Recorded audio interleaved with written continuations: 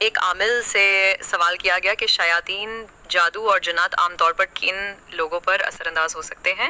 فرمایا جس کا رب کے ساتھ تعلق کمزور ہے یا جس کا بھروسہ اور ایمان کمزور ہے اس کے اوپر جادو یا جنا بہت جلد حملہ اور ہو سکتے ہیں۔ اللہ تعالیٰ نے قرآن پاک میں فرمایا ہے جو میرے بندے ہوں گے شیطان ان کا کچھ نہیں بگاڑ سکے گا۔ اب اللہ کے بندے کون ہیں؟ تو اللہ کے بندے وہ ہیں جو اللہ اور رسول کے حکم کے مطابق اللہ کی عبادت کرتے ہیں۔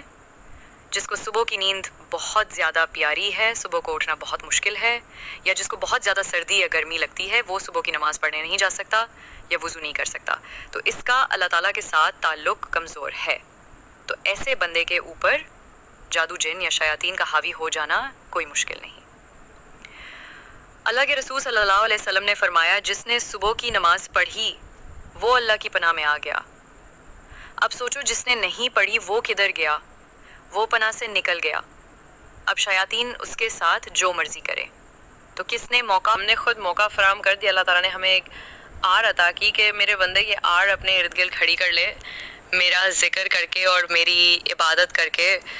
ہم نے حکم نہ مانا اور خود راستے کھول دیے شیاطین کے لیے۔ عامل نے مزید فرمایا کہ میرے تجربے میں یہ بات آئی کہ جو بندہ 5 وقت کا نمازی ہے اور صبح شام کے اذکار کی پابندی کرتا ہے اس کے اوپر جنات، شیطان یا جادو کا اثر ہونا ممکن ہی نہیں ہوتا، اور اگر کچھ اثر موجود ہو تو مسلسل اذکار کی برکت سے وہ اثر زائل ہو جاتا ہے۔